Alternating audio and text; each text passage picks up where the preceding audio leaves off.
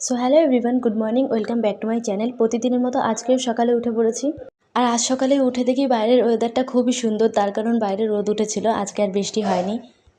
So ওয়েদারটা দেখে তো খুবই মনটা ভালো লাগলো, বৃষ্টির হাত থেকে তো বাঁচলাম। আর এদিকে চলো সকালে একটু চা খেয়ে নিই, কারণ সকালে আমার চা না খেলে একদম মুড ফ্রেশ হয় না।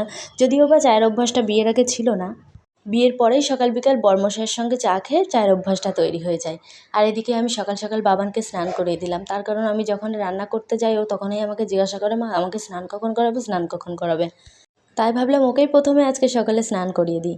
আর এদিকে যখন আমি ভিডিও এডিট করছিলাম তখন আমার দিকেই চোখটা গেল। একটা মেয়ে যখন মেয়ে থেকে মা হয়ে যায় কতটা পরিবর্তন এসে যায় তার মধ্যে, তাই না? বাবানকে যখন রেডি করাচ্ছিলাম তখন আমার কথাটাই মনে পড়ে গেল, বিয়ের আগে ঠিক এভাবেই নিজেকে পরিপাটি করে রাখতাম। বিয়ের পরেও অবশ্য ঠিক কম পরিপাটি হয়ে থাকি না, কিন্তু বিয়ের আগের ব্যাপারটা একদমই আলাদা। আর এদিকে বাবানকে বলছিলাম, তোমাকে আমি এত ভালো করে যত্ন করে রেডি করিয়ে দিলাম, তুমি আমাকে একটা কিসি দেবে না? তাই একটা কিসি দিচ্ছিল, আর সবাইকেও কিসি দিয়ে দিল। আর তোমাদের সবাইকে কিসি দিয়েও টাটা করে দিল। আর চলো, বাবানকে তো রেডি করিয়ে দিলাম, এবার নিজেও তো একটু রেডি হতে হবে। আমি ফটাফট করে চান করে চলে আসলাম।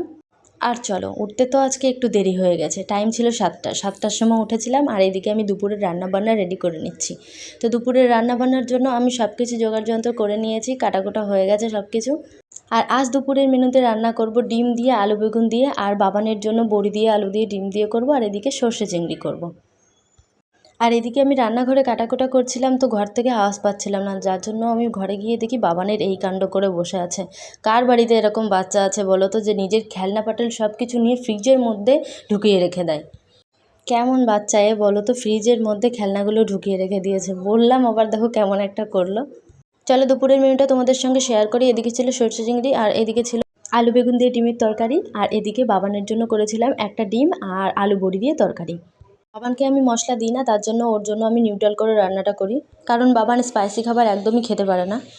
আর দুপুরে খাওয়া দাওয়া শেষ করে একটা ঘুম দিয়ে ঘুম থেকে উঠে বাবানের জন্য একটু পাস্তা বানিয়ে দিলাম, তার কারণ বাবান পাস্তা খেতে চাইছিল। আর আমাদের জন্য এদিকে চা ছিল। বাবানের খুব খিদে লেগে গিয়েছিল বলে তার জন্য তাড়াতাড়ি করে করলাম। কিন্তু টেস্ট করার পরে আমিও দেখলাম যে না, পাস্তাটা মোটামুটি ভালোই ছিল। ভিডিও এই পর্যন্তই, টাটা গাইস, গুড নাইট।